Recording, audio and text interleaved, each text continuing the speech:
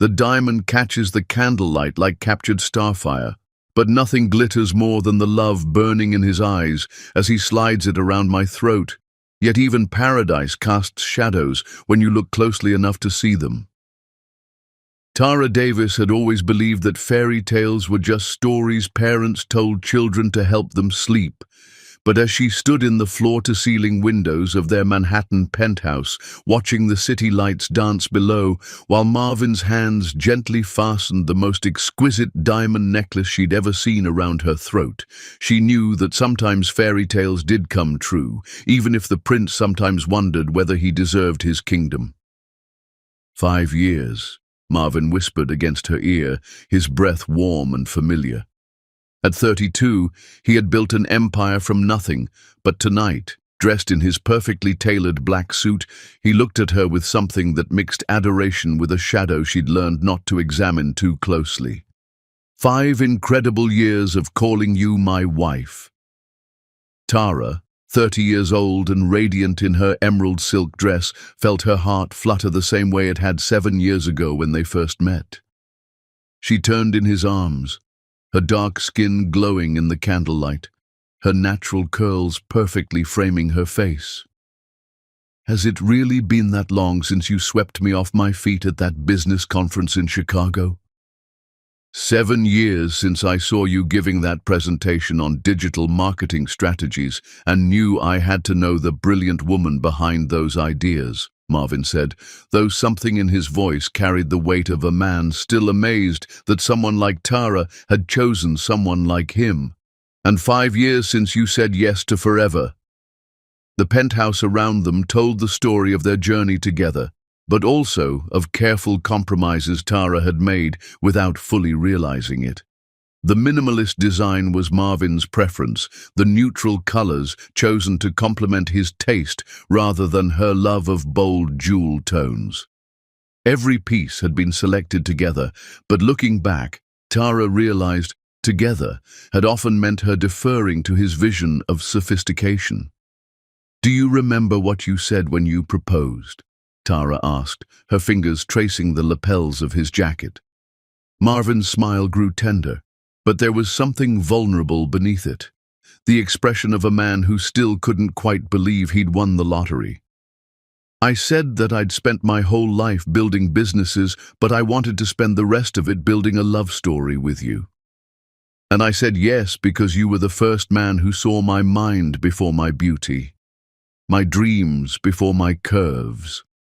It was true, but she remembered the night he'd introduced her at the Tech Leaders Summit 6 months ago. "This is my wife Tara, the real brains behind Durantech's marketing revolution," he'd said, and while others had complimented her brilliance, she'd noticed how his chest had puffed with pride, as if her accomplishments were reflections of his good judgment in choosing her. He spun her around slowly, and she laughed, the sound filling their home with joy. The diamond necklace caught the light again, heavy and expensive against her throat. Beautiful gifts had become Marvin's way of expressing feelings he struggled to voice directly, as if he believed he had to keep proving his worthiness through material gestures.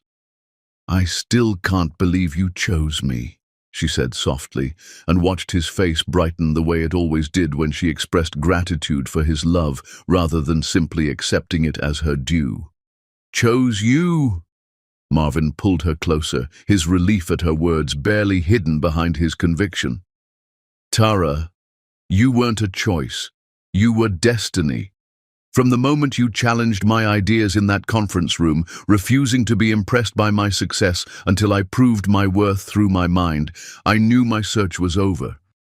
But even as he said the words, Tara sometimes wondered if he loved her brilliance because it reflected well on him, or because he genuinely valued her mind. The distinction mattered, though she'd never allowed herself to examine it too closely. They had built their empire together, though the division of labor had shifted subtly over the years. While Marvin's company, Durantech, had made them wealthy, it was Tara's marketing genius that had transformed his technical innovations into cultural phenomena. She'd left her corporate job 3 years into their marriage to become his partner in business as well as life, telling herself it was romantic rather than acknowledging she was subordinating her career to his. "Remember our first apartment?" Tara asked as they swayed to the soft jazz playing from their sound system. "That tiny place in Brooklyn where we could barely fit a queen bed?" Marvin chuckled. "You made it feel like a palace. You hung those string lights everywhere and somehow made a studio apartment feel like home. We were so poor but so rich," Tara said, though she remembered feeling more independent then, more herself. She'd had her own job, her own income, her own dreams that weren't automatically secondary to his. "You made me feel like I could conquer the world," Marvin said. And there it was again, the need for her to make him feel worthy, rather than him simply being worthy on his own. Still do. Now their wealth was vast. Multiple homes, luxury cars, investment portfolios that most people could only dream of. But sometimes, in quiet moments like this, Tara wondered when abundance had started feeling like beautiful bondage, when being cherished had begun to feel like being collected. "Dance with me," Marvin said, though they were already swaying together. He led her to the center of their living room, where moonlight streamed through the windows. Their wedding song began to play, "All of Me," by John Legend. Marvin had chosen it because the lyrics captured how he felt about her, but lately, Tara had begun to notice how the song was about loving someone's flaws rather than celebrating their strengths. As they danced, she remembered their wedding day 5 years ago.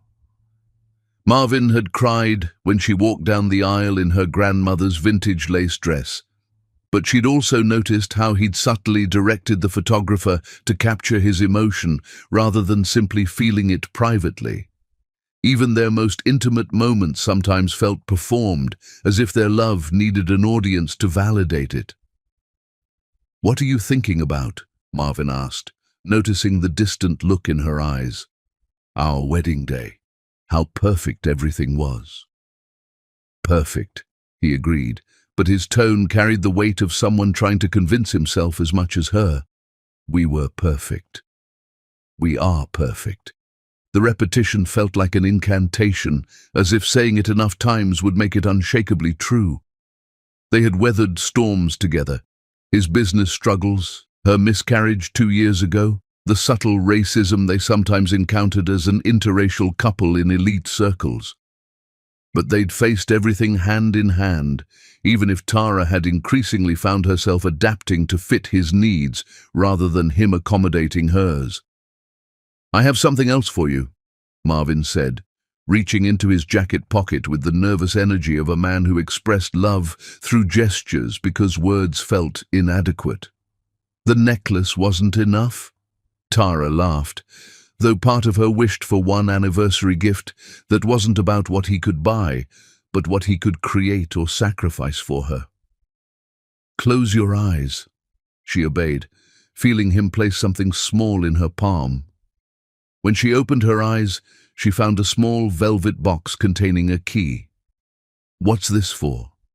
"The lake house in upstate New York. I bought it yesterday. Our own private retreat where we can escape whenever the world gets too loud." The gesture was beautiful and thoughtful, but Tara couldn't help noticing that he'd bought it without consulting her, making another major life decision as if her opinion was assumed rather than requested. "Marvin, it's lovely, but you didn't need to." "I wanted to. I want to give you everything, Tara. You deserve the world." But his voice carried the undertone of a man trying to prove something rather than simply sharing something.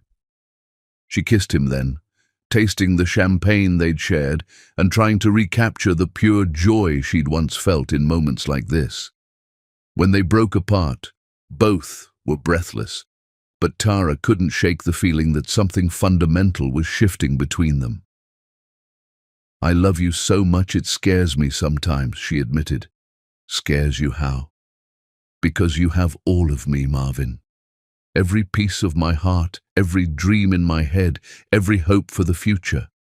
Sometimes I wonder if that's healthy, giving someone so much power over your happiness. You have the same power over me, he said, but they both knew it wasn't quite true. She'd structured her life around their marriage. He'd structured their marriage around his ambitions. "Promise me something," she said as they moved toward their bedroom. "Anything. Promise me that if you ever feel like this isn't enough, like I'm not enough, you'll tell me. Don't let resentment build. Don't let curiosity about other lives poison what we have." Marvin's step faltered almost imperceptibly. The question was too close to thoughts he'd been having but hadn't dared voice, wondering what his life might have looked like if he'd made different choices, if he'd pursued the kind of dangerous, passionate relationships his single friends seemed to thrive on. "Why would you ask that?" he said, deflecting rather than promising. "Because I see how you look sometimes at couples who fight and make up, who have dramatic breakups and passionate reunions. Like you wonder what that intensity would feel like. What we have is better than drama," he said, but his voice lacked conviction. "What we have is real." "Yes," Tara agreed, but as they reached their bedroom, she couldn't shake the feeling that real had somehow become another word for predictable in Marvin's mind. They made love with the passion of people who knew each other's bodies perfectly, but afterward, as they lay entwined in their silk sheets, Tara found herself staring at the ceiling and wondering when physical intimacy had started feeling like emotional distance. "Are you happy?" she asked quietly into the darkness. "Of course I'm happy," Marvin replied too quickly. "Why wouldn't I be happy? I have everything: successful business, beautiful wife, perfect life." But everything sounded like a list of achievements rather than a celebration of joy, and perfect felt like a pressure rather than a blessing. "Sometimes perfect can feel limiting," Tara said carefully. "What do you mean?" "Nothing," she said, not ready to examine the thought further. "Just wondering if we ever miss the excitement of uncertainty, of not knowing what comes next." Marvin was quiet for a long moment, and in that silence, Tara heard the answer he wasn't brave enough to speak. They both missed something they couldn't name. Not each other, but earlier versions of themselves that had felt more alive, more unpredictable, more dangerous. "We have everything we ever wanted," he said finally, but it sounded like he was trying to convince himself. As Tara drifted off to sleep in her husband's arms, she felt the weight of perfection settling around them like a beautiful cage. Their home was perfect. Their love was perfect. Their future stretching ahead of them was perfect. But perfection, she was beginning to understand, was a dangerous thing to achieve when you were still young enough to crave chaos, still human enough to wonder what you might have missed in your rush to build something stable. She had no way of knowing that the man whose heartbeat she was falling asleep to was already dreaming of golden silk and the intoxicating scent of danger that smelled nothing like vanilla candles and familiar perfume. Tomorrow would bring new challenges to their perfect love, testing whether a marriage built on mutual admiration could survive when one person started mistaking gratitude for passion, and the other began wondering if being cherished was the same thing as being truly wanted. Chapter 2. The Dream Woman.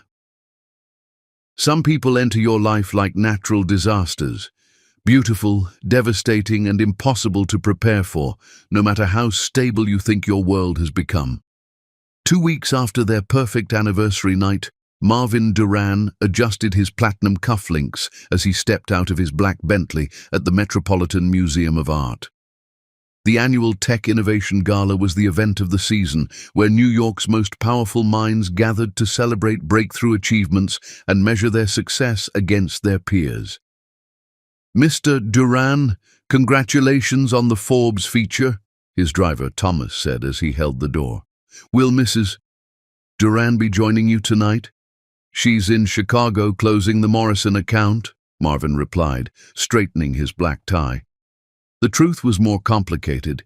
He'd encouraged Tara to take the business trip even though she'd wanted to accompany him tonight. Lately, these high society events had begun feeling like performances where he played the role of the successful tech mogul while battling a growing sense that everyone could see through his facade. The imposter syndrome had been getting worse.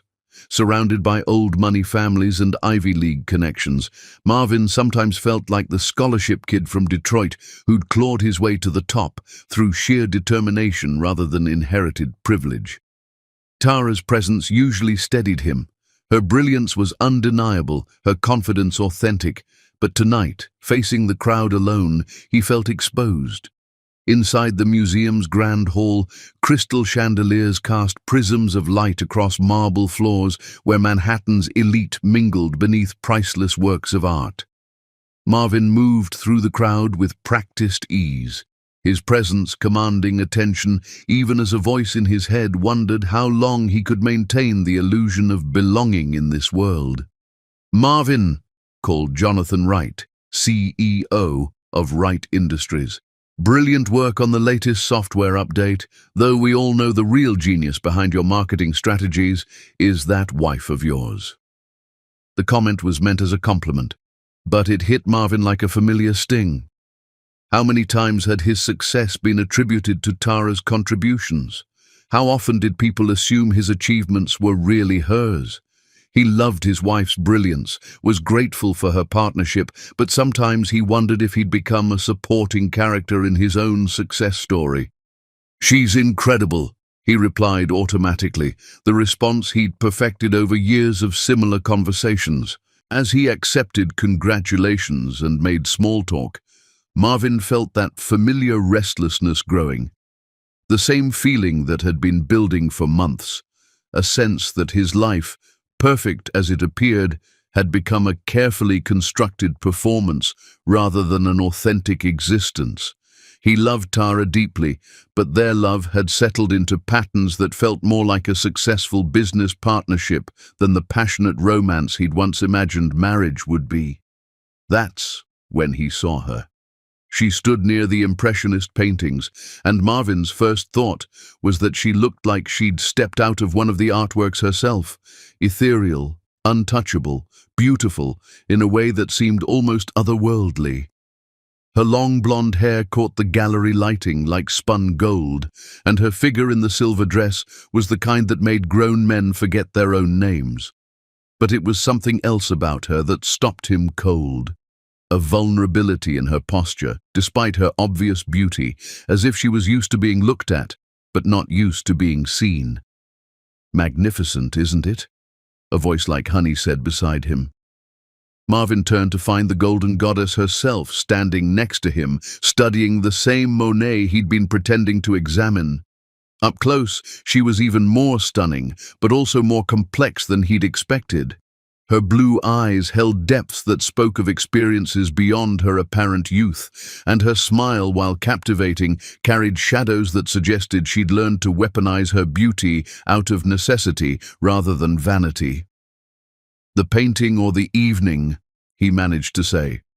"Both have their illusions," she replied, extending a perfectly manicured hand. "Elisha Monroe. And you're Marvin Duran. I've been hoping to meet you." Her handshake was firm, professional, but her skin was soft as silk against his palm. "You know my work. Your innovations in artificial intelligence are fascinating. But more than that." She paused, studying his face with an intensity that made him feel both flattered and exposed. "You have the look of someone who fought for their seat at the table," she said, studying his face with an intensity that made him feel both flattered and exposed. "I recognize it because I see the same thing in my own mirror every morning." The observation was so accurate it nearly knocked the breath from his lungs. "What makes you say that?" "The way you hold yourself. Confident enough to command respect, but with just enough caution to suggest you remember when respect was something you had to fight for." Elisha's smile grew more genuine. "Old money carries itself differently. It assumes it belongs everywhere. New money proves it belongs everywhere." "And which are you?" Marvin asked, genuinely curious despite himself. Neither, Alicia said with a laugh that held no humor. I'm someone who learned to navigate this world without a safety net. She gestured to the elegant crowd around them. When you grow up in the system, you learn to read people quickly. Survival depends on it. The system? Foster care. The words were matter of fact, but Marvin caught the slight tightening around her eyes. You learn that beauty opens doors that other qualities can't budge, and you learn to use every advantage you're given. Her directness surprised him, but it also explained the careful way she held herself, as if always ready to adapt to whatever response her honesty provoked. The casual mention of foster care hit him like a revelation. This wasn't just a beautiful socialite looking for her next wealthy conquest. This was someone who'd learned to navigate elite circles as a matter of survival, using her extraordinary beauty as armor against a world that had never offered her safety. Foster care, he repeated, his tone gentle with understanding. 16 different homes between ages 6 and 18, she said matter-of-factly. Some kind, some tolerable, some... She shrugged elegantly. You learn that beauty opens doors that intelligence and kindness can't budge. You learn to use every advantage the universe gives you because you never know when they'll disappear. Marvin felt something shift in his chest. This wasn't the predatory seductress he'd initially assumed. This was someone who'd clawed her way into this world through sheer determination, just like he had. That must have been incredibly difficult. It taught me to recognize strength in others, Alicia said, her eyes studying him with new appreciation. Most people born into privilege mistake comfort for happiness. But those of us who built ourselves from nothing, we understand that real satisfaction comes from conquering challenges, not avoiding them. The conversation was unlike anything he'd experienced at these events. While others discussed stock portfolios and vacation homes, Alicia was talking about survival and strength and the psychology of success. It reminded him of early conversations with Tara, before their relationship had settled into comfortable patterns of mutual admiration. I should rejoin my colleagues, Marvin said, though he made no move to leave. Should, Alicia repeated thoughtfully. Such an interesting word. It implies duty over desire, obligation over choice. Do you find yourself using it often? What do you mean? I mean, when was the last time you did something purely because you wanted to, not because you should? When did you last take a risk that scared you? The question echoed conversations he'd been avoiding having with himself. When had his life become a series of shoulds rather than wants? When had he stopped making choices based on desire and started making them based on expectations? I take risks every day in business, he said. Calculated risks with safety nets, Alicia corrected gently. I'm talking about emotional risks, the kind where you might lose everything if you're wrong, but gain everything if you're right. That sounds like a dangerous way to live. It's the only way I know how to live, she said simply. When you've lost everything multiple times, you learn that safety is an illusion anyway. The only real security comes from trusting yourself to survive whatever happens. Before he could respond, she reached into her small evening purse and pulled out a card, pressing it into his hand. I'm in the city for another month, working on a photography project about success and survival.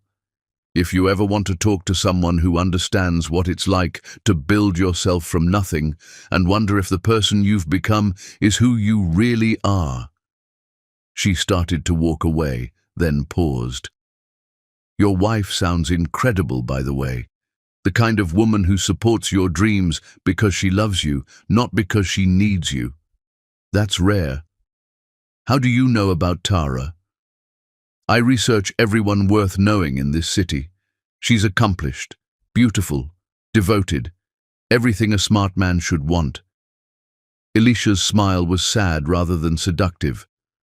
The question is, whether being everything someone should want is the same as being what they actually need. With that enigmatic statement, she disappeared into the crowd, leaving Marvin standing alone beside the Monet with his worldview quietly imploding. He didn't look at her card immediately. Instead, he found the bar and ordered a scotch. Neat, the way he'd drunk it in college before Tara had introduced him to wine and sophistication and the finer things in life. The alcohol burned, but not as much as the realization that he couldn't immediately answer whether his wife was what he needed or what he'd been told he should need.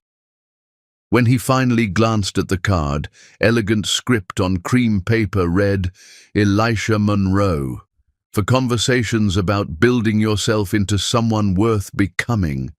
His phone buzzed with a text from Tara. "Missing you tonight. Can't wait to hear all about the gala. The Morrison deal is almost closed. Love you endlessly." The message should have filled him with warmth and pride.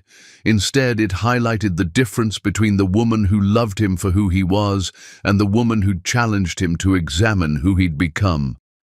Tara's love felt safe, comfortable, assumed. Elisha's attention felt dangerous, unpredictable, earned. "You look like a man wrestling with complicated thoughts," said David Kim, appearing beside him at the bar with a knowing smile. "Just processing the evening," Marvin replied, slipping Elisha's card into his jacket pocket before David could see it. "Lot of interesting people here tonight. I saw you talking to that blonde woman by the paintings. Elisha something. She's been making waves in the modeling world lately." "Just networking," Marvin said, but his voice sounded hollow even to himself. "Course," David agreed, though his tone suggested he'd noticed more than Marvin was comfortable with. "How's Tara? Still the genius behind your marketing magic?" "She's in Chicago," Marvin said, avoiding the question about her role in his success. "Closing a major deal." "Lucky man," David said, and Marvin wasn't sure if he meant lucky to have Tara or lucky that she wasn't here to witness his obvious attraction to another woman. The rest of the evening passed in a haze of familiar conversations and forced smiles. Marvin played his role perfectly, but his mind kept drifting to blue eyes that had seen too much, to conversations about survival and authenticity, to the intoxicating possibility of knowing someone who'd built herself from nothing and understood the weight of constantly proving your worth. When he finally returned home to their penthouse, the silence felt deafening. No jazz music, no vanilla candles, no soft laughter from the woman who made their house feel like home. Just empty rooms filled with expensive furniture and the echo of his own footsteps. He sat in his study, Elisha's card on his desk like a small white flag of surrender, and forced himself to confront the question that had been eating at him for months.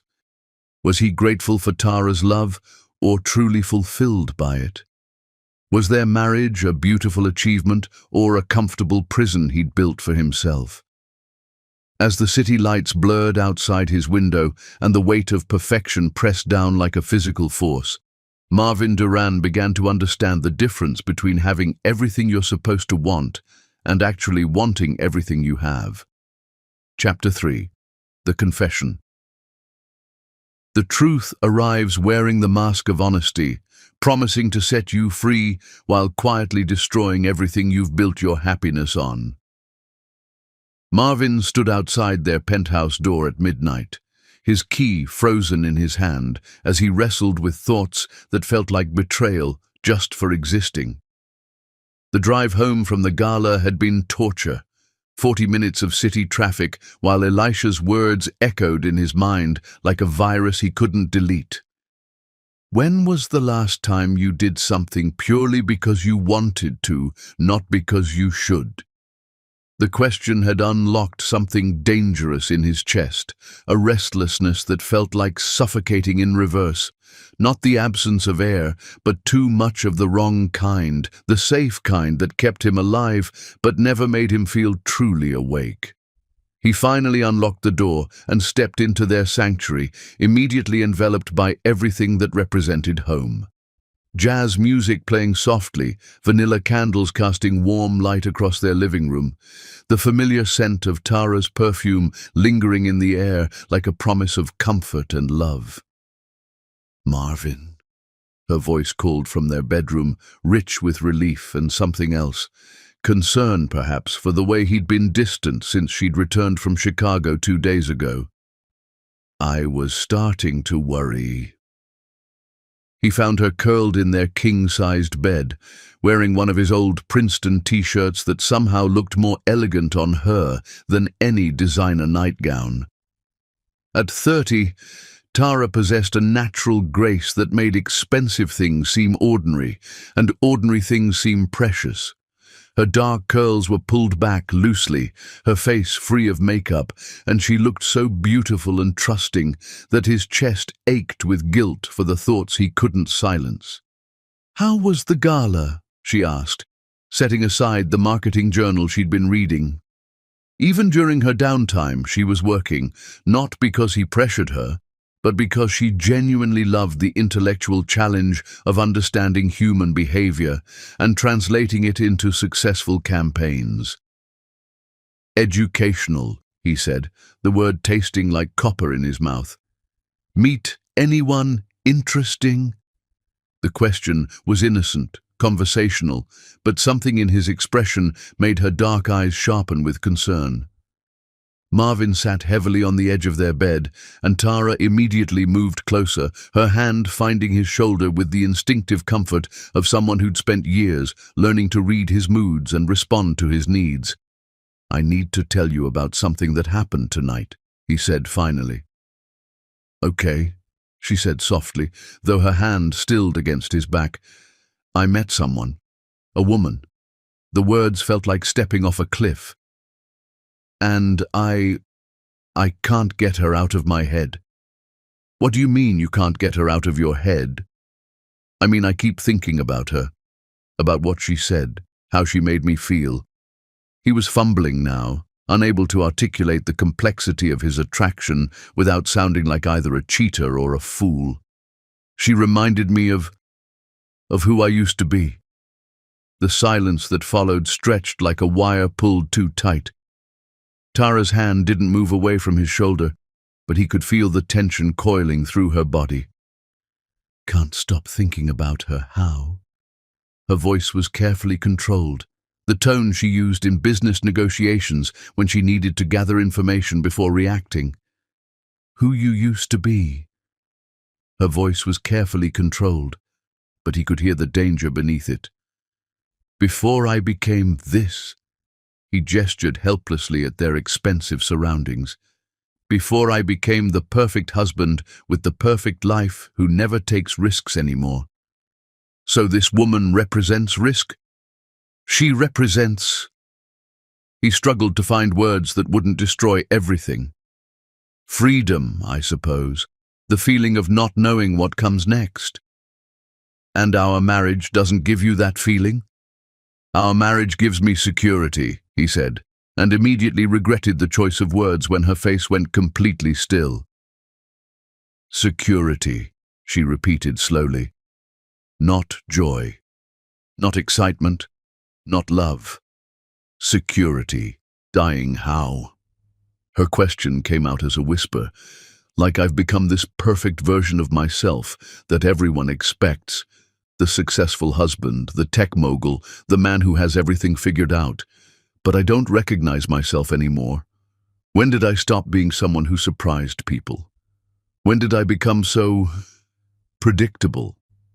Tara was quiet for a long moment, and when she spoke, her voice carried hurt and recognition in equal measure.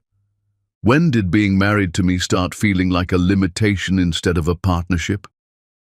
"That's not what I meant, isn't it?" She pulled back to study his face, her intelligence cutting through his careful words to the truth beneath. "You're telling me that this woman represents freedom, excitement, danger, everything our marriage apparently isn't. Our marriage is beautiful." he said desperately. It's stable and supportive and everything I should want. Should again, Tara interrupted, her voice growing stronger. You keep using that word, Marvin. Should love me, should want this life, should be grateful for what we've built. When did our love become an obligation instead of a choice? The accusation stung because it contained an uncomfortable grain of truth. Somewhere along the way, their relationship had become something he maintained rather than something he celebrated. Not because he loved her less, but because loving her had become as automatic as breathing, necessary for survival, but no longer consciously appreciated.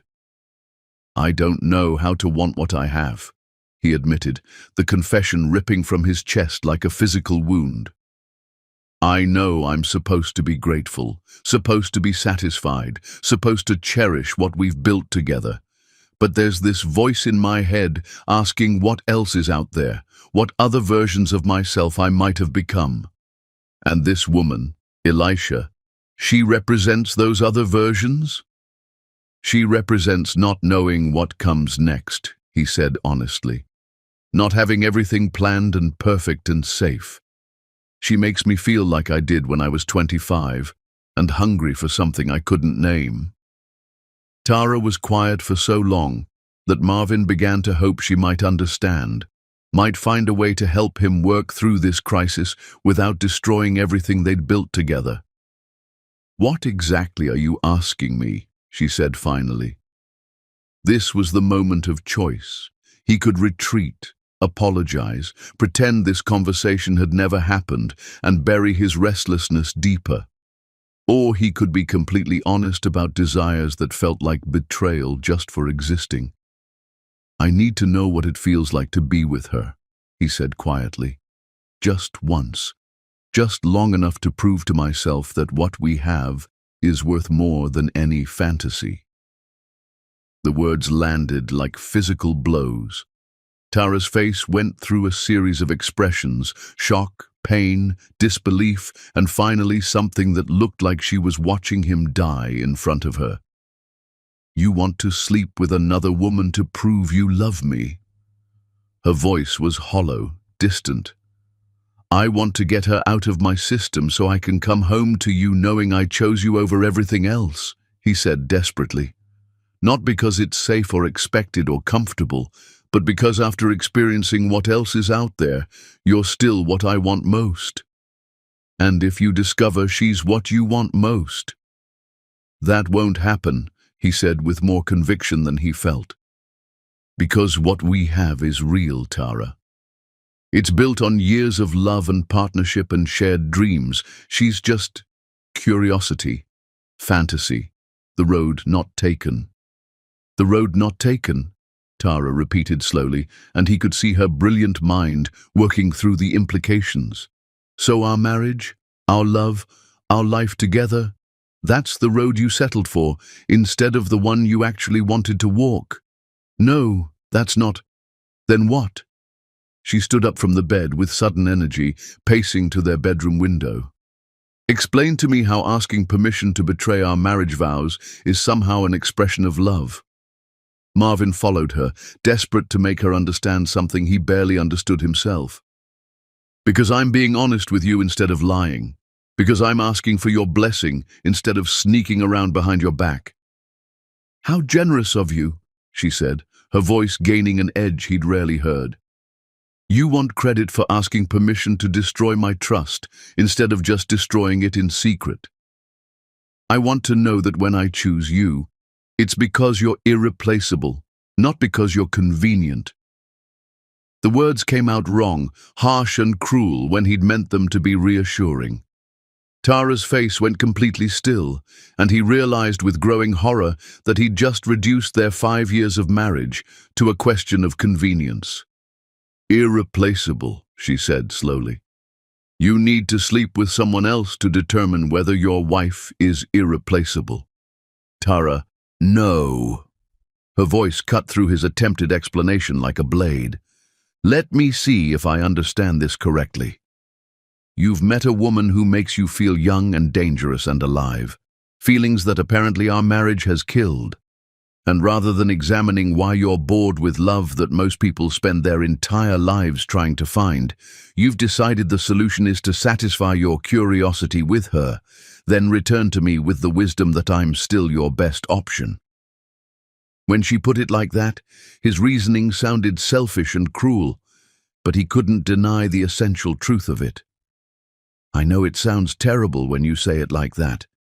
It sounds terrible because it is terrible, she said, turning to face him with eyes that held more pain than anger. Do you have any idea what you're asking me to live with?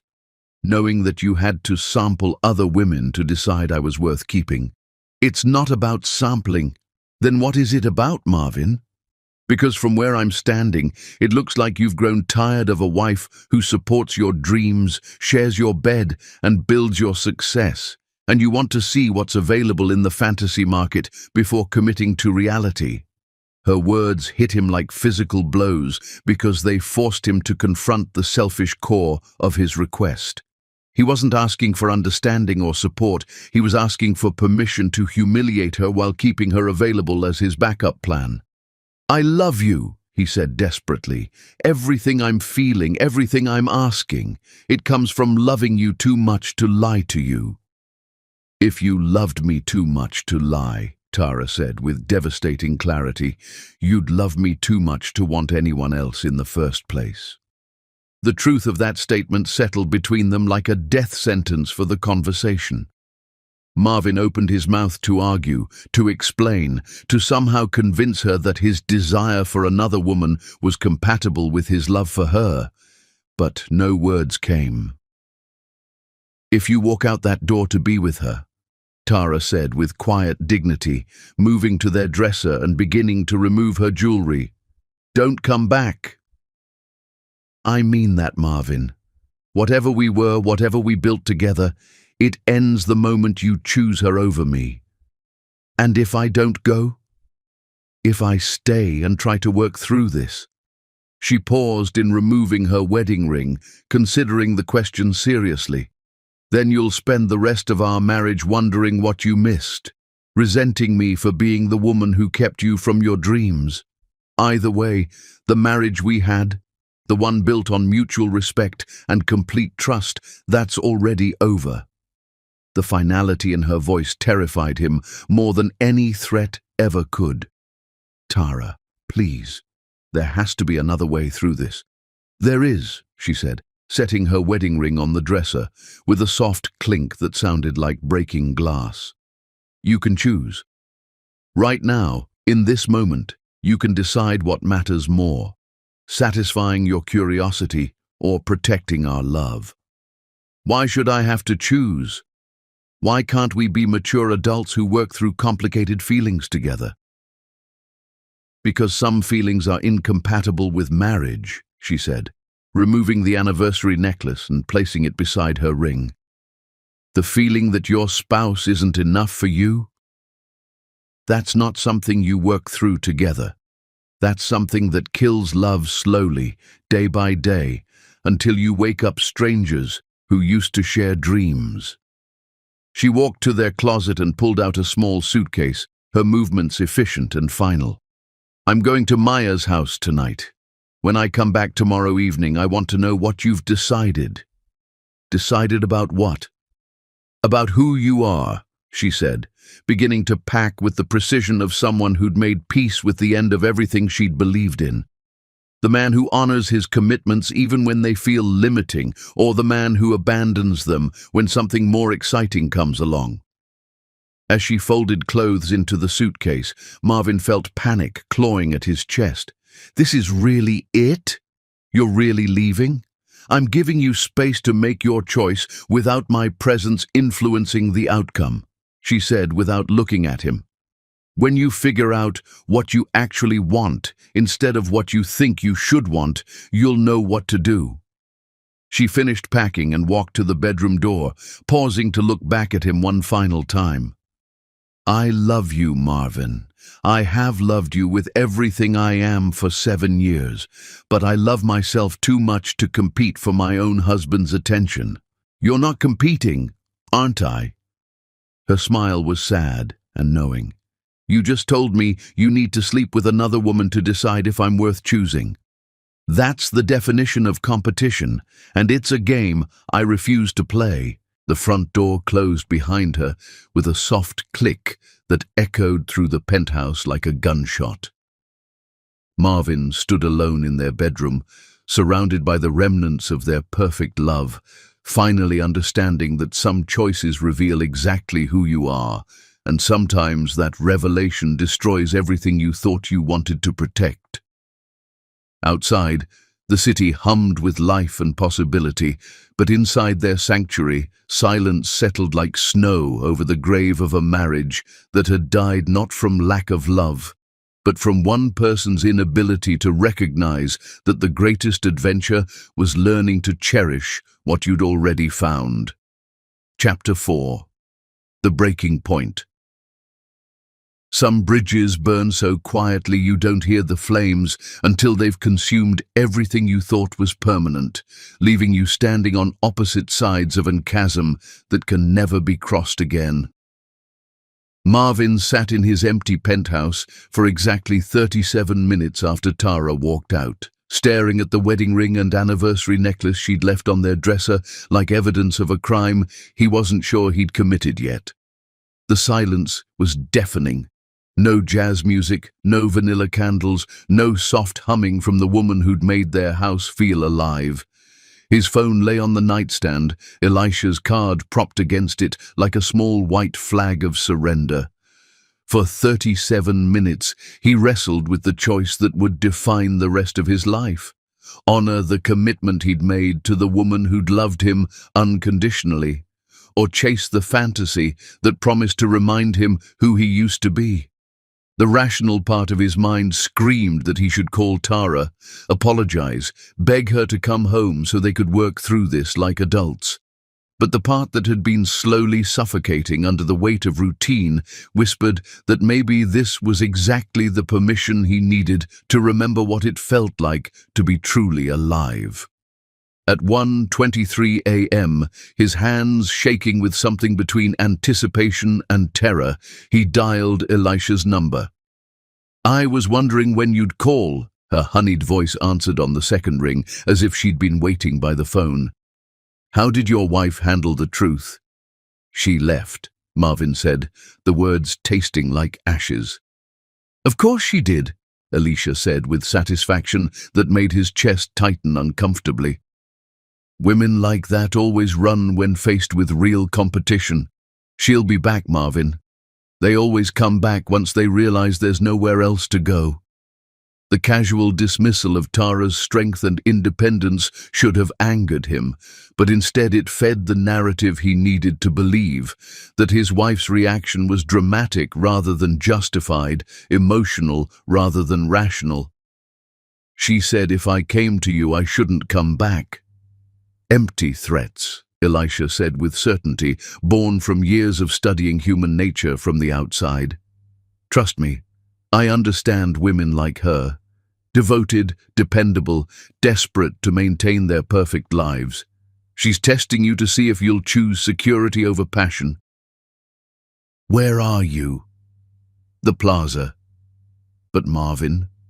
Her voice dropped to a whisper that sent heat racing through his veins. "Are you absolutely certain you're ready for this?" "Once you cross this line, everything changes." "Everything already changed," he said, and realized it was true.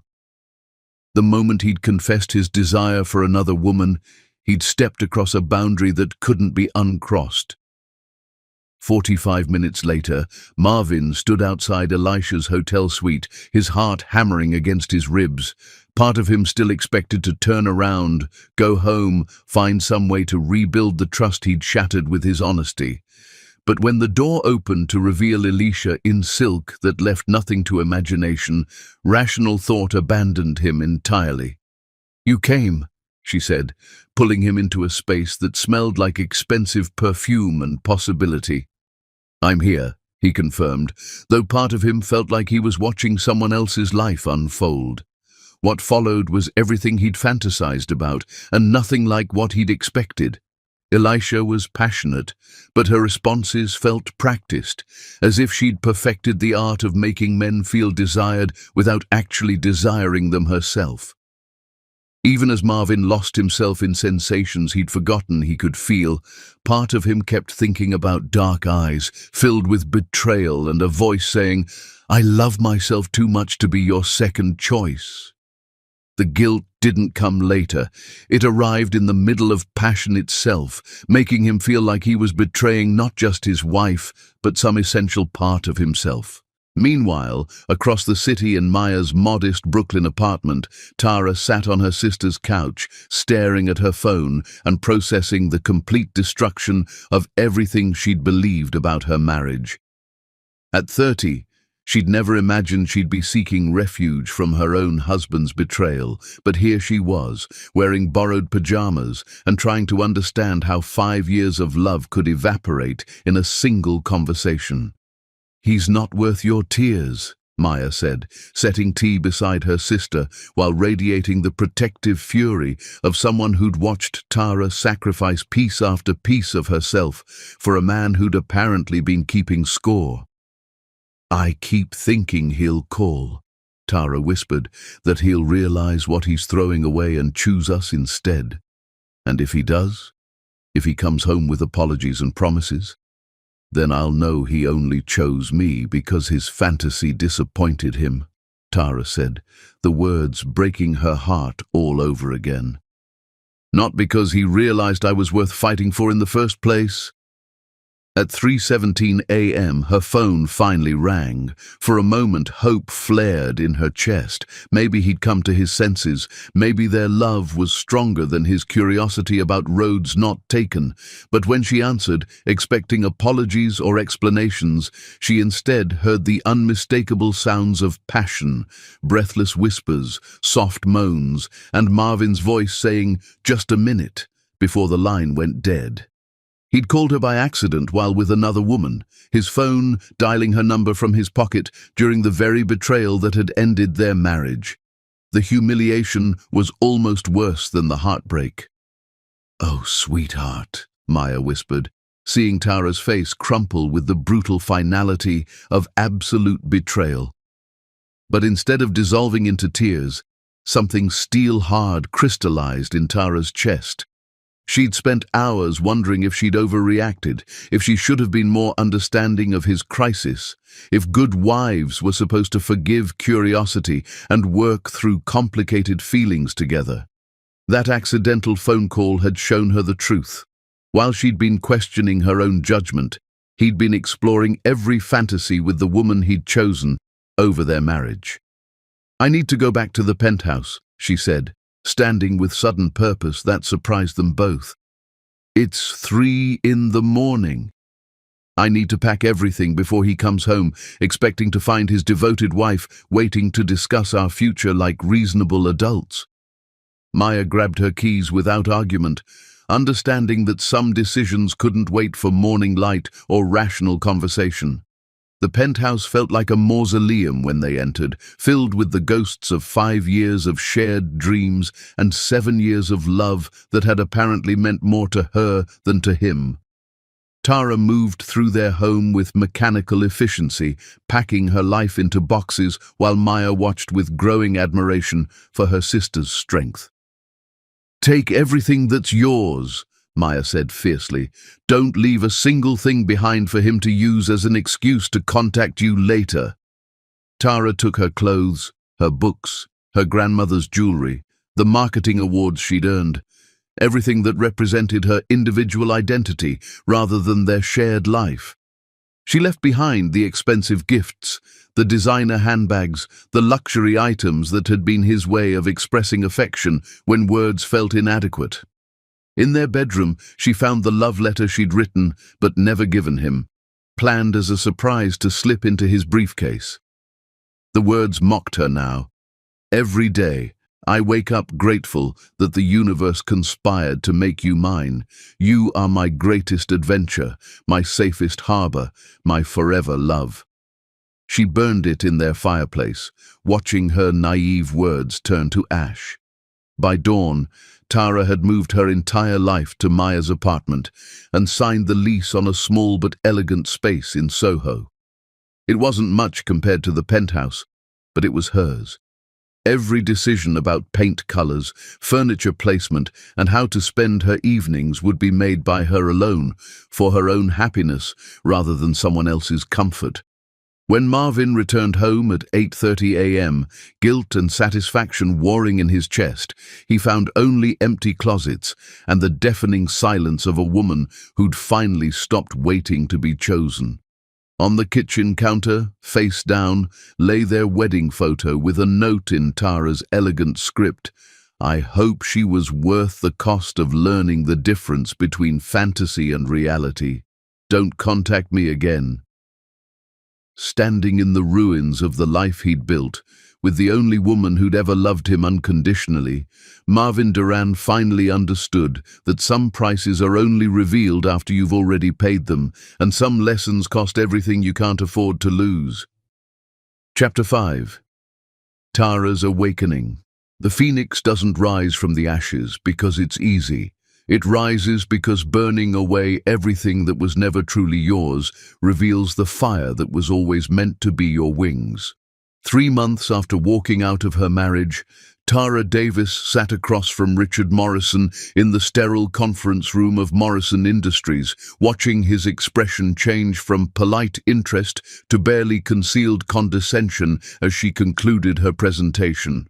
"Miss Davis," he said, leaning back in his leather chair with the casual arrogance of a man who'd inherited his position.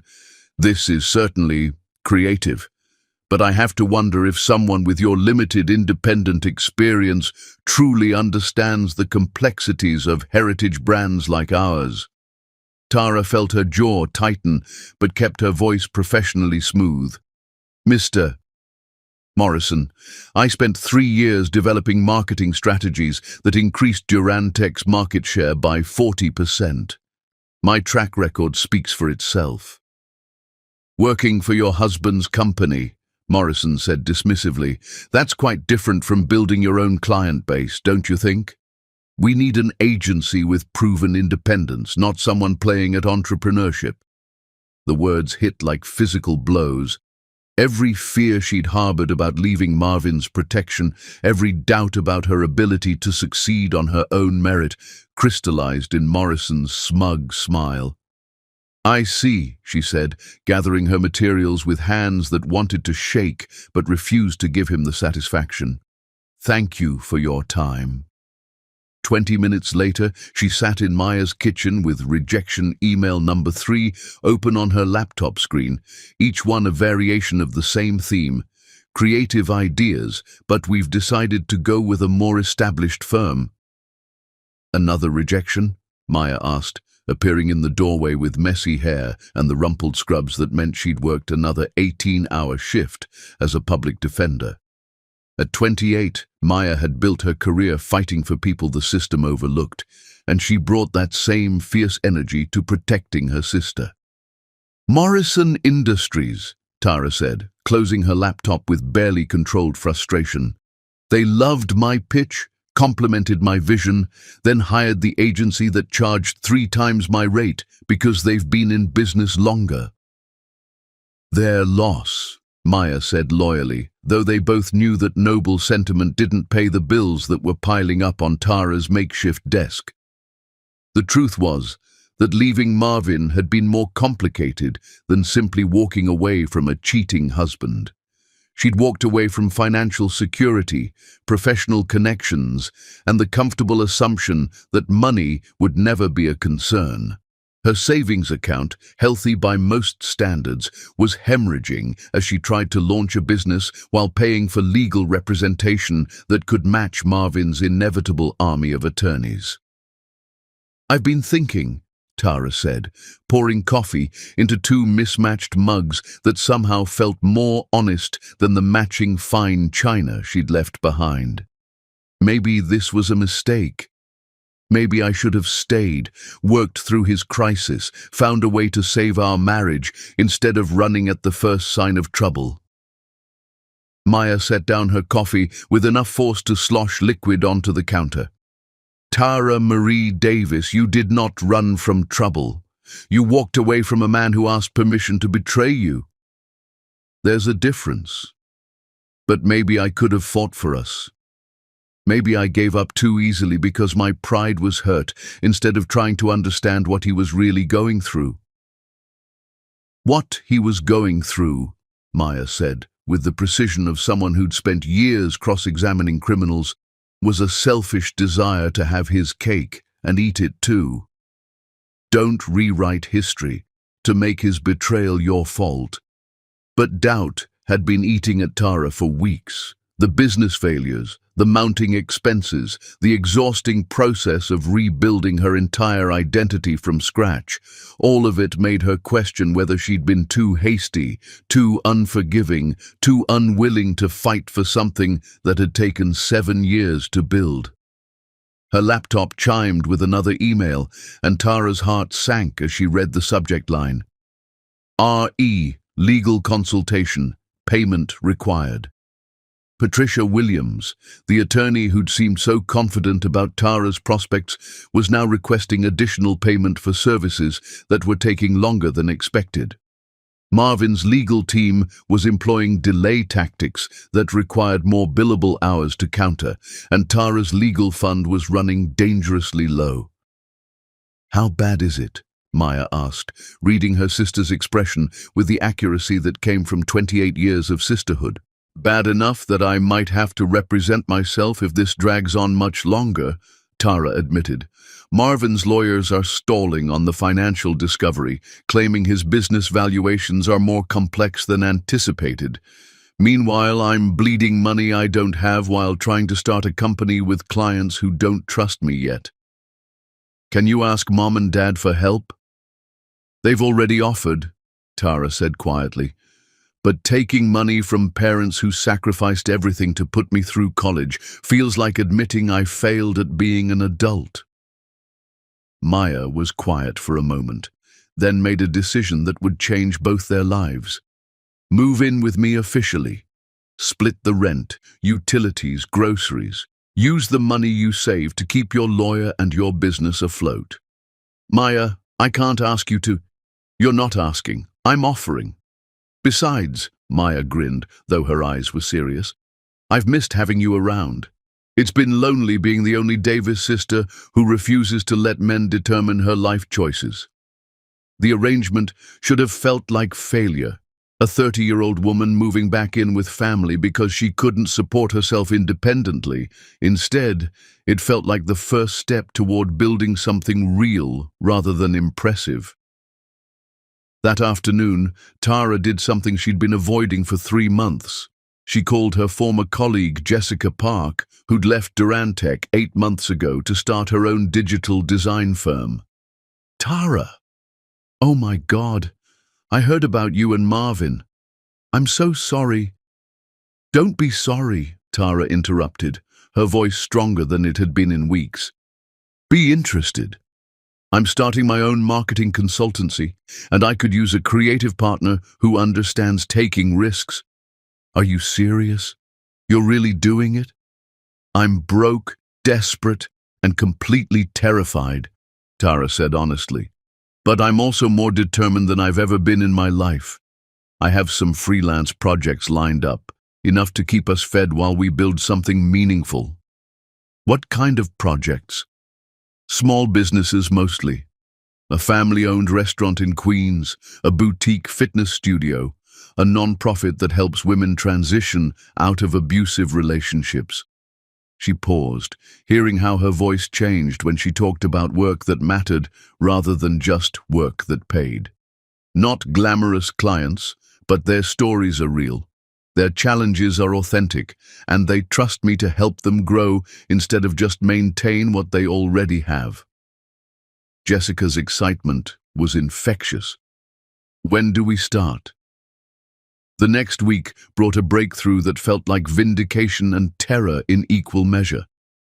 The women's shelter nonprofit, impressed with her preliminary concepts, referred her to 3 other organizations serving vulnerable populations. None of them could pay much, but their missions resonated with something deep in Tara's chest, the part of her that had always wanted to use her talents for more than just generating profit. "You're glowing," Maya observed one evening, finding Tara working at their kitchen table surrounded by campaign materials for a domestic violence prevention program. "I'm working on something that matters," Tara said, looking up from her sketches with bright eyes. "Not just selling products people don't need, but actually helping organizations change lives." "Is it enough? Financially, I mean." "Not yet," Tara admitted, "but it's a foundation. And I'd rather build slowly on something meaningful than quickly on something hollow." The breakthrough came when Regina Foster, director of the women's shelter, called with news that would change everything. "Tara, I just got off the phone with the Pemberton Foundation. They fund non-profits across the Northeast, and they want to meet with you about creating a comprehensive awareness campaign. The budget is substantial, enough to pay a real agency, not just freelance rates. They want to meet with me specifically. They saw your preliminary work for our shelter and were impressed with your approach. Apparently, most agencies treat non-profit work like charity cases, giving them watered-down versions of corporate campaigns. You treated us like we deserved the same creativity and sophistication as any Fortune 500 company." The Pemberton Foundation meeting was scheduled for the following week, and Tara spent days preparing with an intensity that reminded her why she'd fallen in love with marketing in the first place. This wasn't about manipulating consumers into buying things they didn't need. This was about telling stories that could literally save lives. But on the morning of the presentation, her confidence wavered.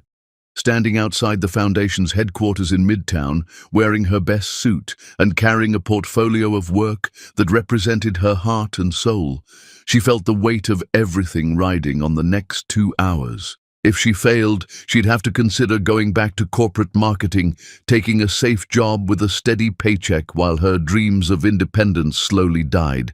If she succeeded, she'd have the financial breathing room to build the company she'd always envisioned. Her phone buzzed with a text from an unknown number. "Heard about your Pemberton presentation today.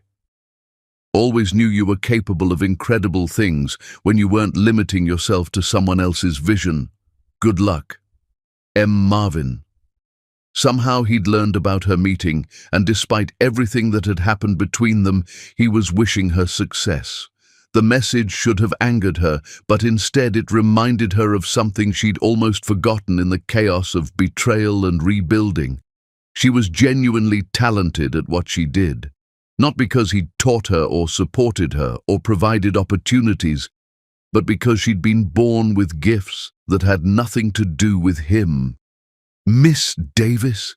A voice interrupted her thoughts. "I'm Robert Pemberton.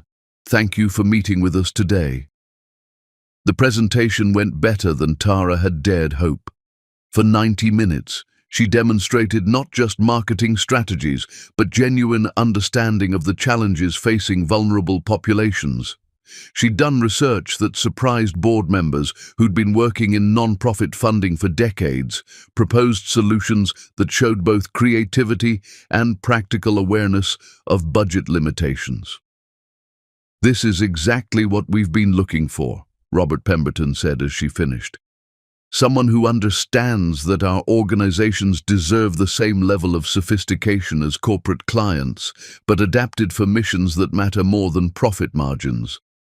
The contract they offered was worth more than she'd made in her last year at Durantech. More importantly, it represented validation that her instincts about meaningful work had been correct. There was a market for marketing that served purposes beyond consumption.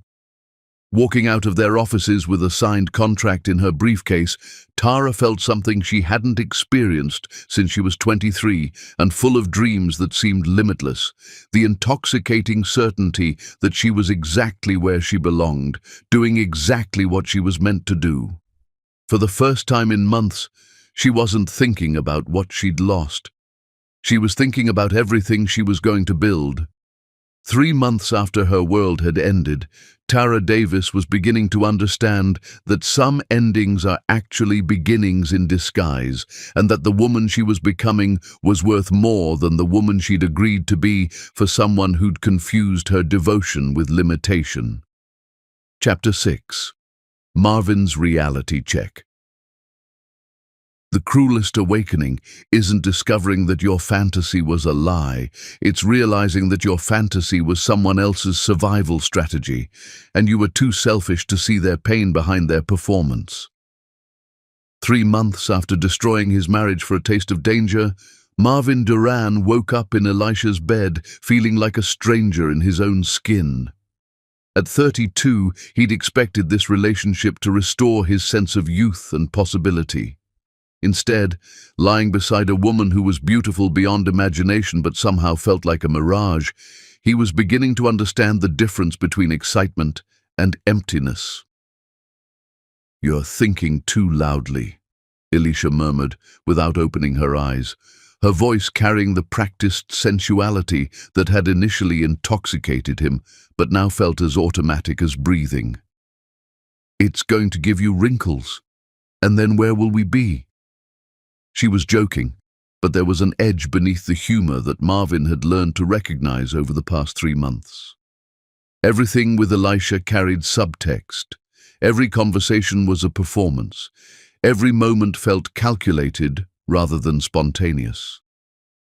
"Just work stress," he lied, watching her stretch like a contented cat in the morning light, filtering through the silk curtains of the penthouse apartment he'd rented for her. Even in sleep, she was careful to position herself attractively, as if relaxation was a luxury she couldn't afford. "Work again," she sighed, finally opening blue eyes that were stunning, but somehow never seemed to truly see him. "Marvin, darling, the whole point of being rich is that you don't have to work constantly. You hire people to handle the boring details so you can focus on living." "I enjoy my work," he said, reaching for his shirt. "You enjoy control," she corrected with the sharp insight that occasionally reminded him there was a formidable intelligence behind her beauty. "You enjoy being needed, being important, being the brilliant man everyone looks up to. But when was the last time you actually had fun?" It was a fair question, but not in the way she meant it. Marvin had been having less fun with each passing week, despite living exactly the kind of adventurous life he'd thought he wanted. Late nights at exclusive clubs, spontaneous trips to places he'd only read about, passion that burned hot and fast and left him feeling curiously hollow afterward. "I have fun with you," he said, though it felt more like a question than a statement.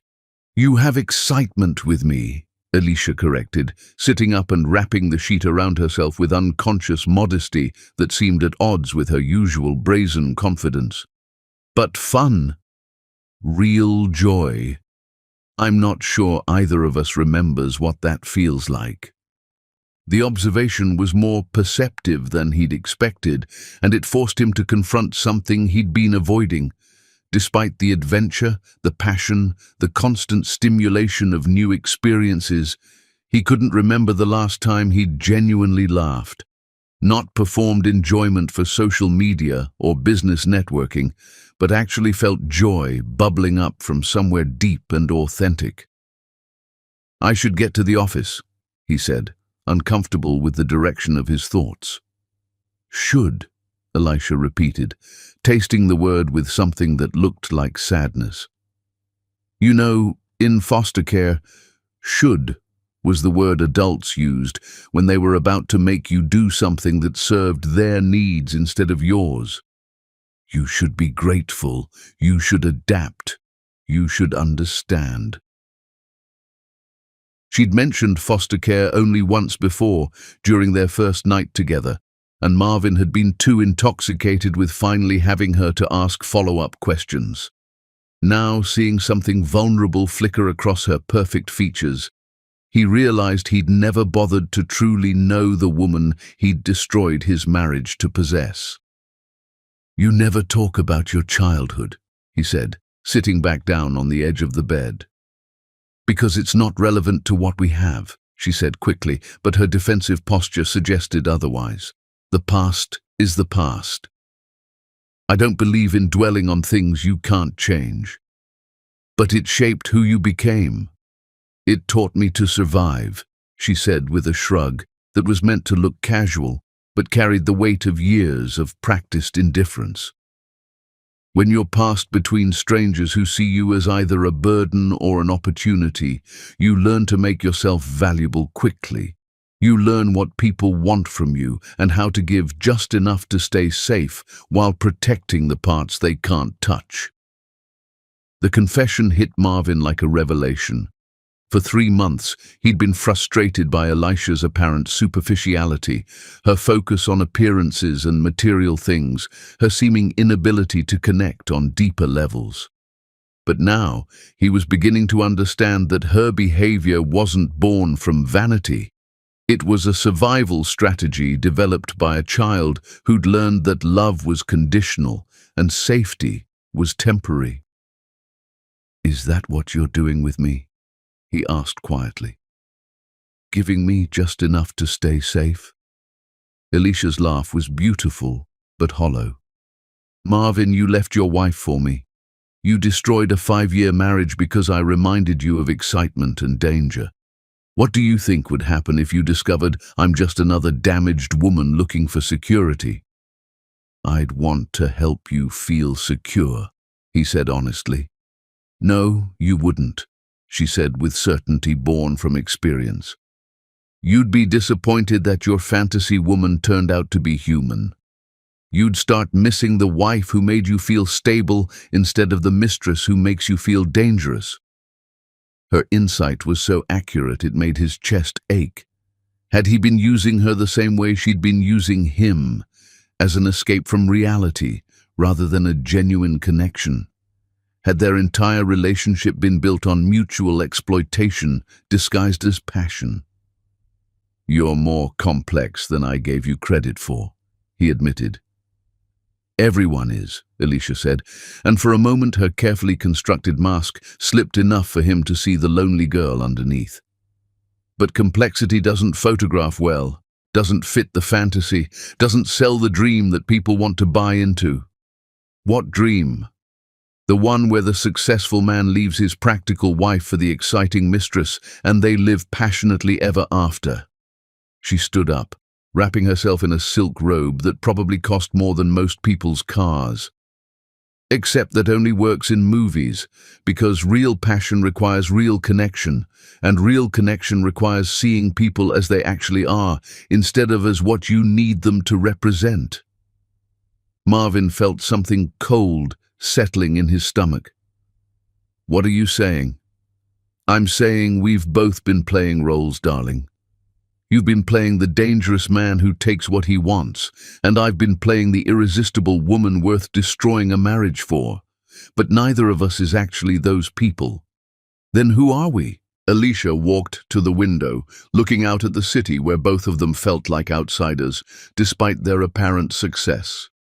"You're a man who confused being grateful for love with being entitled to excitement, and I'm a woman who learned to survive by giving people fantasies instead of truth." "That doesn't have to be all we are," Marvin said, though even as he spoke the words, he wasn't sure he believed them. "Doesn't it?" She turned back to face him, and he was struck by how young she looked without her armor of perfect makeup and calculated seduction. "Tell me, when you're with me, are you thinking about building a future together? Or are you thinking about how alive you feel compared to how dead you felt in your marriage?" The question forced him to confront something he'd been avoiding. He'd never once imagined a real future with Elisha. No conversations about shared dreams, no plans beyond the next adventure, no vision of growing old together. She'd been a drug rather than a partner, something to make him feel better about himself without actually addressing why he'd needed to feel different in the first place. "I don't know," he said honestly. "I do," Elisha said with sad certainty. You're using me to feel like the man you used to be, and I'm using you to feel like the woman I always wanted to become. But neither of us is actually becoming anything. We're just performing." The truth of it settled between them like a death sentence for whatever they'd been calling their relationship. For 3 months, Marvin had been telling himself that this was what passion felt like, what real desire looked like. But passion without purpose was just elaborate emptiness, and desire without genuine affection was just sophisticated loneliness. His phone buzzed with a notification about a business meeting, and he realized with sudden clarity that work had become his escape from this relationship the same way this relationship had been his escape from his marriage. He was running from every situation that required him to be authentically present. "I should go," he said, reaching for his clothes. "There's that word again," Alicia observed. "Should." The word people use when they're about to choose duty over truth. As he dressed, Marvin caught sight of himself in her bedroom mirror. The man looking back at him appeared successful and confident, but his eyes held the hollow exhaustion of someone who'd been performing happiness for so long, he'd forgotten what genuine contentment felt like. "Elisha," he said suddenly, "do you ever miss being real instead of perfect?" "Every single day," she admitted quietly. "But I learned a long time ago that real doesn't pay the bills or open doors or protect you from people who see vulnerability as opportunity. What if you didn't have to perform anymore? What if someone wanted to see who you really are underneath all the survival strategies?" Her smile was infinitely sad. "Then I'd probably run, because I've been playing this role so long, I'm not sure there's anyone left underneath it. Just like you're not sure who you are when you're not trying to be someone else's version of impressive." The conversation followed him all day, haunting his business meetings and strategic planning sessions. He'd thought his crisis was about wanting excitement over stability, passion over routine. But Alicia had shown him something more disturbing. He'd become so focused on being what others expected that he'd lost track of who he actually was beneath all the performance.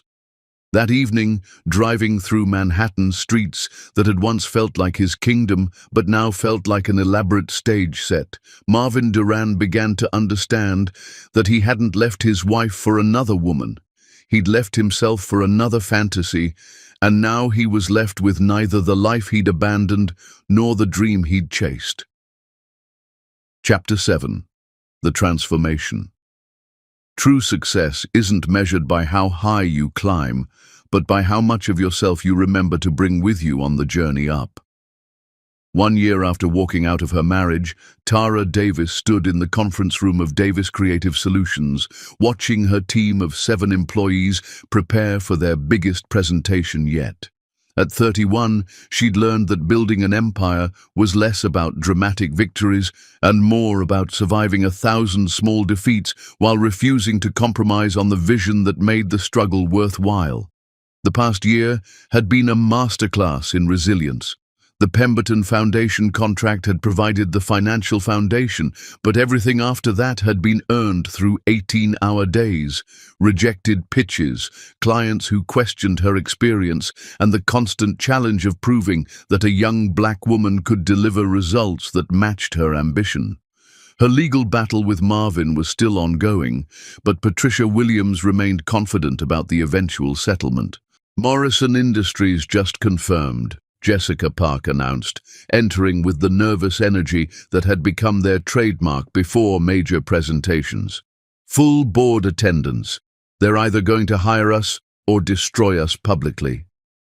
"No pressure," Tara said with a smile that had learned to mask anxiety without hiding determination. The irony wasn't lost on her. Morrison Industries was the same company that had rejected her 3 months after leaving Marvin, dismissing her as too inexperienced despite loving her concepts. Now, after a year of building credibility with smaller clients, they'd reached out requesting a second chance to hear her ideas. "You've got this," said Marcus Thompson, her newest hire and former Durantech colleague, who'd watched her transformation with something approaching awe. Remember what happened with the Pemberton presentation? You walked in there terrified and walked out with a contract that changed everything. That was different, Tara said, reviewing her notes one final time. Non-profit work is about heart and mission. Corporate work is about ego and profit margins. These people want innovation, but only if it doesn't threaten their comfort zone. Then make them comfortable with being uncomfortable, suggested Lisa Chen, their data analyst, who'd joined the team specifically because she was tired of working for agencies that treated numbers like gospel instead of starting points for creative thinking. The presentation was scheduled for 2 p.m., which gave Tara 3 hours to manage the anxiety that had become her constant companion. Success hadn't cured her imposter syndrome, it had just raised the stakes for each new challenge. Her phone buzzed with a text from James Mitchell. "Know you're nervous about today. Remember that they called you, which means they already believe you're capable of solving their problems. Just show them what I see every time you talk about your work. Pure genius wrapped in killer presentation skills." The message made her smile for the first time all morning. She'd met James 6 months ago at a gallery opening Maya had dragged her to, and what had started as polite conversation over mediocre wine had evolved into something that challenged everything she thought she understood about relationships. James, 34 years old and divorced for 2 years, designed affordable housing and community centers instead of chasing the most lucrative architectural commissions. He was brilliant, passionate about his work, and carried his own emotional baggage with the kind of self-awareness that came from hard-won experience. "How's the pre-presentation panic?" Maya asked, appearing in Tara's office doorway with coffee and the knowing expression of someone who'd watched her sister's entire transformation. "Manageable," Tara lied. "I just keep thinking about what happens if I fail. All these people who believed in me, who left stable jobs to build something meaningful. What happens to them if I can't deliver?" "You mean what happens if you're human instead of superhuman?" Maya settled into the chair across from Tara's desk, her own exhaustion evident after another brutal week defending clients the system had written off. "Tara, you've built something incredible in 12 months. Even if Morrison says no, you'll survive and find other clients." "Will I, though?" The question came from a deeper place than professional anxiety. "Sometimes I wonder if I'm building something real, or just proving to myself that I can survive without Marvin. What if this whole business is just elaborate revenge disguised as independence?" "What if it is?" Maya asked pragmatically. "Even if it started as revenge, look what you've created. 7 employees who respect your leadership, clients whose businesses have grown because of your strategies, work that actually makes a difference in people's lives." It was true. Over the past year, Tara had helped a family restaurant increase revenue by 40%, launched a campaign that doubled enrollment at a community college, and created brand strategies for 3 non-profits that had resulted in significant increases in both funding and volunteer participation. "I just miss having someone to share it with," Tara admitted. "Someone who understands the work itself, not just the success." "What about James?" "James is—" Tara paused, trying to find words for something complicated. "He's wonderful. He's supportive and kind and genuinely interested in my work. But sometimes I feel like we're both trying so hard not to repeat our past mistakes that we're afraid to actually build something real together." "What kind of past mistakes?" "His marriage ended because his ex-wife felt like he cared more about his social justice projects than their relationship. Sound familiar? And I'm so paranoid about losing my independence again that I analyze every interaction for signs that he might want to change me or limit me or make me smaller to fit his needs." "So you're both emotionally unavailable," Maya summarized with the brutal efficiency that made her an excellent attorney. "We're both careful," Tara corrected. "Maybe too careful." It's hard to build intimacy when you're constantly protecting yourself from being hurt again. The Morrison presentation went better than Tara had dared hope. For 90 minutes, she demonstrated not just marketing strategies, but genuine understanding of their industry challenges. She'd learned from her previous rejection, researching not just their company, but their competitors, their market position, their customers' evolving needs. "This isn't just rebranding," Robert Morrison said when she finished, his previous skepticism replaced by something approaching excitement. "This is revolution disguised as evolution." "Exactly," Tara replied. "You don't need to abandon your heritage. You need to make your heritage relevant to people who care about different things than your traditional customers." The contract they offered was substantial enough to secure her company's future for the next 2 years. More importantly, it represented validation that her instincts about meaningful work had been correct. There was a market for marketing that honored both profit and purpose. After the Morrison team left, her staff erupted in celebration that felt genuine rather than performed. These people had believed in her vision when she was still figuring it out herself, and their success felt shared rather than individual. "Dinner to celebrate," Jessica suggested. "The whole team plus significant others." "Actually," Tara said, surprising herself, "I think I'd like to cook dinner for James tonight. Something quiet and personal instead of public celebration." She'd been avoiding intimate gestures, afraid they implied dependence or expectation. But tonight, she wanted to share her success with someone who cared about her achievements, not because they reflected well on him, but because he genuinely wanted her to thrive. That evening, James arrived at her Soho apartment with wildflowers instead of expensive roses, a choice that somehow meant more because it suggested he'd been thinking about what she would actually enjoy rather than what was expected. "Tell me about Morrison Industries," he said, settling onto her couch with the easy comfort of someone who'd learned to navigate her spaces without trying to claim them. Not just whether you got the contract, but how it felt to present to them after they rejected you before. "You remember that they rejected me?" she asked, surprised by the specific attention to details from their conversations weeks ago. "I remember everything you tell me about your work," James said simply. "How it felt matters as much as how it ended." For the next hour, they dissected not just her business success, but her emotional journey through it. The fear, the preparation, the moment when she'd seen respect dawn in Morrison's eyes. James listened with the kind of focused attention that made her feel heard rather than just supported. "I have news too," he said when she finished. "The community center project got final approval." "James, that's incredible." Her excitement for his achievement was immediate and unqualified, free from the careful calculations that had sometimes marked her celebrations of Marvin's success. "When do you break ground?" "Next month. 18 months from vision to reality." His smile was quiet but deeply satisfied. "Sometimes meaningful work takes longer than profitable work. But it's worth the wait." "Everything worth having is worth waiting for," he said, and she understood he wasn't just talking about architecture.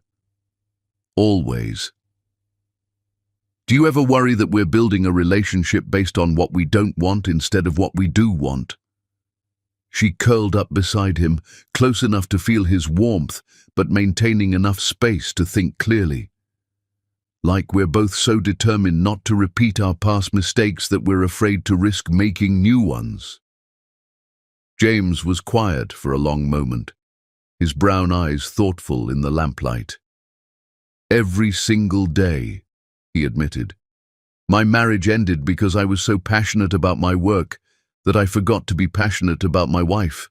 Now I'm with someone whose passion for her work is one of the things I love most about her, but I'm terrified of asking for more emotional intimacy because I don't want to seem like I'm demanding you prioritize me over your dreams."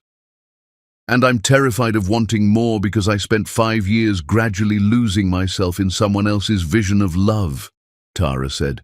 So we're both holding back. Maybe, James said, reaching for her hand with the careful tenderness of someone who'd learned that hearts break more easily than they heal. Or maybe we're building something sustainable instead of something that burns bright and fast. Is that what you want? Sustainable. I want real, he said simply.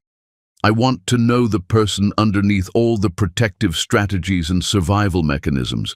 I want to build something that can handle complexity instead of something that only works when everything is perfect. The honesty in his voice made something shift in Tara's chest. That sounds terrifying. It is terrifying, James agreed. But it's also the only way to find out if what we have is worth protecting or if we're just two damaged people helping each other avoid dealing with our issues. They spent the evening talking with a depth they'd been avoiding for months about his failed marriage, her trust issues, their shared fear of vulnerability, and their growing certainty that whatever was building between them was worth the risk of being hurt again. As the city settled into night around them, two people who'd learned that love could be dangerous began the tentative process of discovering whether it could also be safe, whether passion and security could coexist, and whether the best relationships were built not by avoiding damage, but by trusting someone enough to let them see your scars. Chapter 8. The Reckoning. True power isn't about crushing those who underestimated you. It's about becoming so authentically magnificent that their belated recognition feels irrelevant to the life you've built without them. 18 months after walking out of her marriage, Tara Davis was reviewing expansion plans when her assistant knocked on her office door with an expression that mixed professional concern with personal protectiveness. Kim Rodriguez had developed an almost maternal instinct about protecting her boss from anything that might disrupt the focused energy that had built their company from desperate dream to industry disruption. "Miss Davis, there's a Marvin Duran insisting he has an appointment," Kim said, her tone suggesting she knew exactly who this man was and why his presence might be problematic. "I've checked your calendar twice, and there's nothing scheduled." Tara's hands stilled on the financial projections that showed Davis Creative Solutions had not only survived its rocky first year, but was now generating revenue that exceeded her most optimistic forecasts. 18 months had passed since she'd heard Marvin's voice, since she'd blocked his final desperate attempts to contact her. She'd assumed he'd finally accepted that their marriage was irretrievably over. "What did you tell him?" she asked, proud that her voice remained steady despite the adrenaline suddenly flooding her system. "That you're in meetings all day, and he could schedule through proper channels like everyone else. He said he'd wait." Kim's disapproval was evident. "Should I have security escort him out? You don't owe him access to your time." The protective loyalty in Kim's voice reminded Tara how much her life had changed. She'd surrounded herself with people who respected her authority, supported her vision, and would defend her interests without being asked. The woman who'd once molded herself around her husband's needs had built a team that adapted to her leadership style instead. "Send him in," she decided, "but give me 5 minutes to prepare." Alone in her office, Tara surveyed the space she'd created as a monument to authentic success. The walls displayed awards for campaigns that had changed how entire industries talked to their customers, photographs of non-profit events where her strategies had raised millions for vulnerable populations, and artistic pieces from local creators she'd commissioned specifically to support emerging talent. This wasn't just an office, it was proof that you could build something meaningful without sacrificing your values or your identity in the process. When Marvin entered, Tara's breath caught despite 18 months of emotional preparation. At 33, he still possessed the kind of presence that commanded attention, but something fundamental had shifted in him. The arrogant confidence that had once been magnetic had been replaced by something humbler, more uncertain. He looked like a man who'd learned expensive lessons about the difference between having everything and appreciating anything. "Hello, Marvin," she said, her voice professionally cordial as she remained standing behind her desk, a position that maintained both literal and metaphorical distance. "Tara." He stopped just inside her office, clearly overwhelmed by what he was seeing. "This place is incredible. You really did it. You built exactly what you always dreamed about." "I built what I needed to survive," she corrected, studying his face for signs of the man she'd once loved unconditionally. "Dreams were a luxury I couldn't afford after my life imploded." "I know I'm the reason your life imploded," he said quietly, the words coming out hesitant and broken. "I know I have no right to be here, but I had to." He stopped, running his hands through his hair in frustration. "Christ, I used to be good with words." "Take your time," she said, not unkindly. "I needed to see you. To try to explain, even though I know explanations don't fix anything." He looked up at her, and she could see him wrestling with admissions that clearly cost him. "The truth is, what I did to us, it wasn't really about her. It was about me feeling like I wasn't what? Wasn't good enough for you," he said finally, the words rushing out like he was afraid he'd lose courage if he didn't say them immediately. "There. I said it. I felt inadequate next to your brilliance, so I went looking for someone who would make me feel superior instead of challenged." "Painful how?" Tara asked, genuinely curious about his psychology rather than moved by his compliments. "Because it forced me to confront the truth about our marriage," he said, his voice growing stronger with honesty. "I didn't leave you because you weren't enough. I left because you were too much, too brilliant, too accomplished, too everything, and I felt inadequate in comparison. So I went looking for someone who would make me feel superior instead of challenged." The confession was more insightful than anything he'd offered during their marriage, but it came 18 months too late to matter. "And did you feel superior?" "For about a week," he said with bitter self-awareness, "until I realized that feeling superior to someone you don't respect is just elaborate loneliness. Elisha was beautiful and exciting and everything I thought I wanted, but she never challenged me to be better.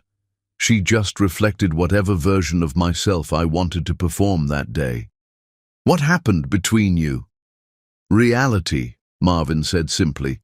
"We were both using each other to avoid dealing with our actual issues. She was using me for financial security, and I was using her to feel like the dangerous man I used to be. But neither of us was actually becoming anything. We were just existing in a fantasy that got more expensive and less satisfying every day."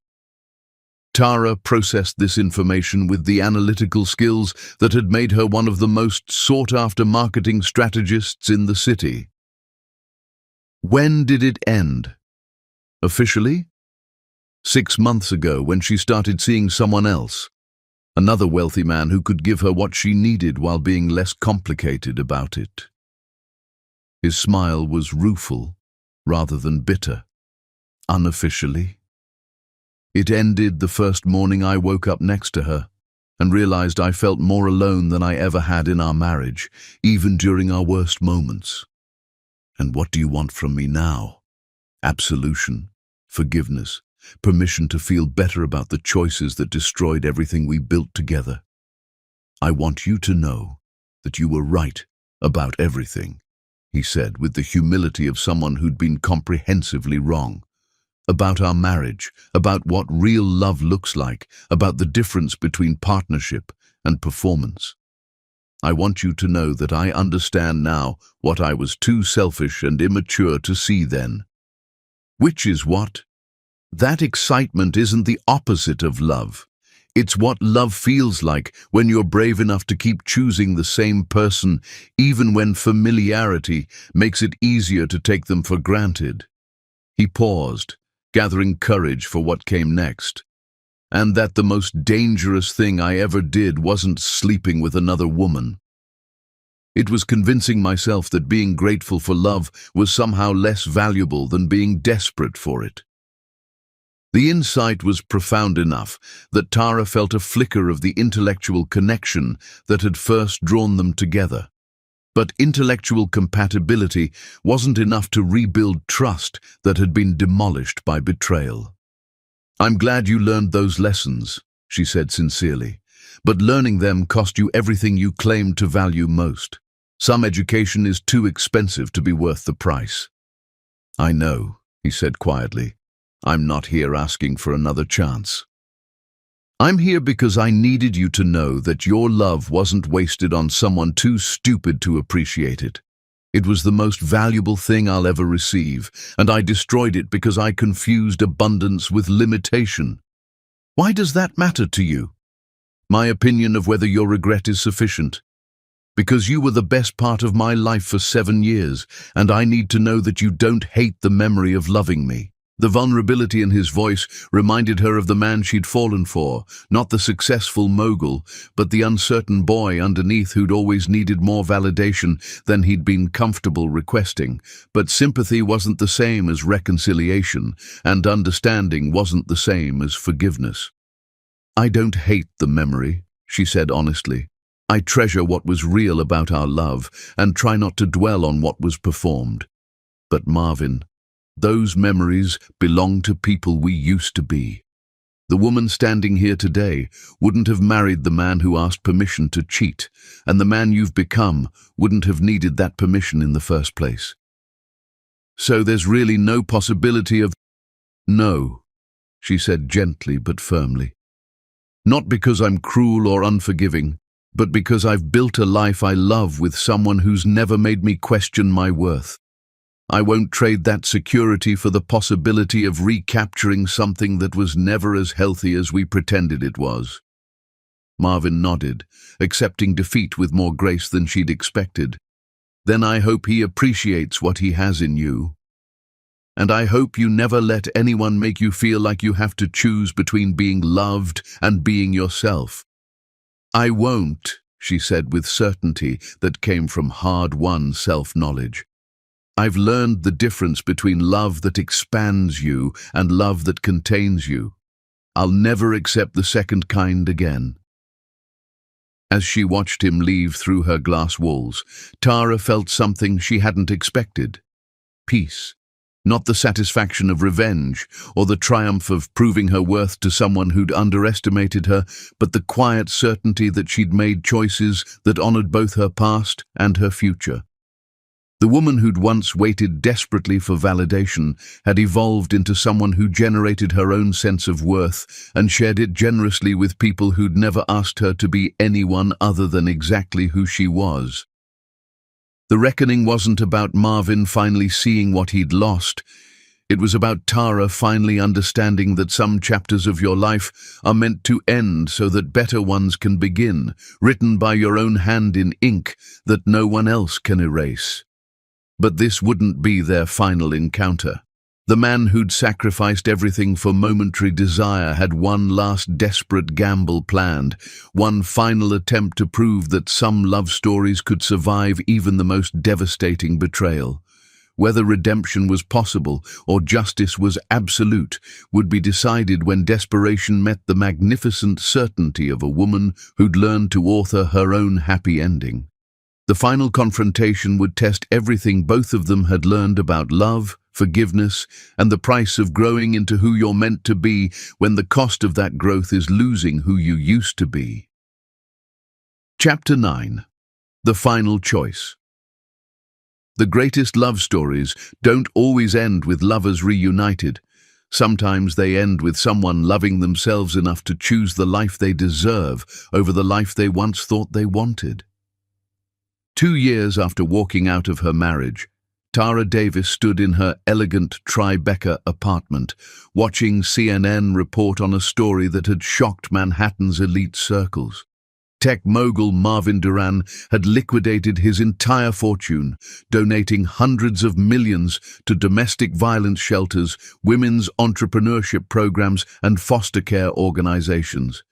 In an unprecedented move, Mr. Duran has retained only enough assets to maintain a modest lifestyle, the reporter continued, stating that he wanted to support women rebuilding their lives after devastating losses. Tara muted the television, recognizing Marvin's calculated psychology, even in apparent philanthropy. At 32, she'd learned to see through grand gestures to the motivations beneath. Her doorman's voice crackled through the intercom. "Miss Davis, there's a Marvin Duran in the lobby. He says it's urgent and final. Send him up in 10 minutes, she said, needing time to prepare for whatever desperate gambit he'd planned. She'd built more than a business in these 2 years. She'd built an identity that belonged entirely to her. The apartment around her reflected authentic choices rather than compromises, filled with bold artwork, books she'd chosen for herself, and photographs of achievements that were hers alone. When the knock came, soft and hesitant, she opened the door to find Marvin transformed by loss and self-examination. At 34, he looked like a man who'd been systematically rebuilt from different materials. Humbler, more genuine, but carrying the weight of consequences that showed in every line of his face. "Hello, Tara," he said, holding divorce papers and the anniversary necklace like relics from another life. "I saw the news about your donations," she said, stepping aside to let him enter. "Very dramatic. It wasn't drama. It was education." He sat heavily on her couch, looking around her space with something approaching awe. "I needed to understand what it felt like to have nothing so I could finally appreciate what I'd destroyed when I had everything." "And what did you learn?" "That I'd spent my entire adult life trying to prove I deserved good things instead of just being grateful when they arrived." His voice caught slightly. "I learned that your love was the most valuable thing I'll ever possess, and I destroyed it because I was too insecure to believe I deserved it." Before Tara could respond, James's key turned in her door. She'd given him one 3 months ago, a gesture that had terrified and thrilled her in equal measure. He appeared carrying wildflowers and wearing the smile that had never once made her question her worth. "Am I interrupting something?" James asked, taking in the scene with calm assessment rather than jealousy. "James, this is Marvin," Tara said simply. "Marvin, James." "The architect," Marvin said, rising to shake hands. "I've read about your community housing projects. They're genuinely impressive." "Thank you," James replied. "Your AI work has always been remarkable too." The civility between them was surreal. Two men who understood that the woman they both cared about held all the power in this moment. "I came to apologize," Marvin said, turning back to Tara, "and to ask if you think it's possible for someone to change fundamentally enough to deserve what they destroyed through their own stupidity." "People can change," Tara said thoughtfully, "but they can't undo consequences. You can become better, but you can't become someone who never broke my trust." "I know, but Tara..." He struggled with words, no longer the articulate businessman, but a man fighting for something he'd learned too late to value properly. "What if I told you I finally understand that love isn't about finding someone who makes you feel complete, that it's about being whole enough that when you choose someone, it's to add joy instead of fill emptiness?" "That's beautiful insight," she said gently, "but learning it cost you everything you claim to value most." "Then let me spend my life proving I've learned it. Let me show you that losing you taught me how to love selflessly instead of selfishly." James had moved to the window, giving them space while making his presence felt, a contrast that wasn't lost on any of them. One man desperate for another chance, another secure enough to trust her judgment. "Marvin," Tara said with gentle finality, "I'm glad you've grown. I hope you find someone who gets to benefit from all that wisdom. But I've built a life with someone who never needed to learn how to cherish me. So there's no chance. Nothing I can do or become that would earn me another opportunity to love you properly. You can love the next woman properly from the beginning," she said kindly. "But I won't trade the security I found with James for the possibility of teaching someone else how to value me." Marvin nodded, accepting defeat with dignity that would have been impossible 2 years ago. As he reached her door, he turned back. "I want you to know," he said quietly, "that watching you become this powerful, successful woman, it's the most beautiful thing I've ever witnessed, even though it breaks my heart that I can't be part of it." "You were part of making it necessary," Tara replied, "and I'm grateful for that, even though it wasn't your intention." After he left, James wrapped his arms around her from behind. "Any regrets?" he asked softly. "Only that it took betrayal to teach me my own worth," she said, leaning against his warmth. "But not about choosing this life, choosing you. And now I know that the greatest love story isn't about forgiveness or second chances," Tara said, turning to face him. "It's about recognizing love that was right from the beginning and never letting anyone convince you to settle for less." Outside, Marvin drove through Manhattan in his modest car, finally understanding that wisdom earned through destroying what you love most is wisdom that comes too late to matter. But inside her apartment, Tara smiled as she took James's hand, walking toward a future built on the solid foundation of loving herself first and choosing someone who'd understood her worth from the moment they met. Some love stories end with forgiveness. The best ones end with a woman powerful enough to choose happiness over history, growth over grief, and love that celebrates her exactly as she is, over love that had to learn her value through loss. Chapter 10. The Choice. The greatest love stories don't always end with lovers reunited. Sometimes they end with someone loving themselves enough to choose the life they deserve over the life they once thought they wanted. Tara opened her door to find Marvin standing in the hallway, holding divorce papers and the anniversary necklace like relics from a life that felt like ancient history. At 34, he looked like a man who'd learned expensive lessons about the difference between wanting someone and deserving them, but the education had come at a cost that showed in every line of his face. "I saw the news," she said without preamble. "The donations. Very impressive." "It wasn't for show," he said quietly, though they both knew that everything Marvin did carried an element of calculation. "I needed to understand what it felt like to have nothing, so I could finally appreciate what I'd destroyed when I had everything that mattered." "And what did you learn from poverty?" "That I'd spent my entire adult life trying to prove I deserved good things instead of just appreciating them when they arrived." He met her eyes with the directness of someone who'd finally stopped performing emotions he thought others wanted to see. "I learned that the most valuable thing I ever possessed was your love, and I destroyed it because I was too insecure to believe I deserved it unconditionally." Behind her, she could hear James moving quietly through her apartment, giving her space to handle her past while making his presence known. The contrast between the two men was everything. One begging for another chance, the other secure enough in their relationship to trust her judgment completely. "Why are you here, Marvin?" she asked, remaining standing while he sat heavily on her couch like a supplicant seeking an audience with someone whose forgiveness could absolve years of regret.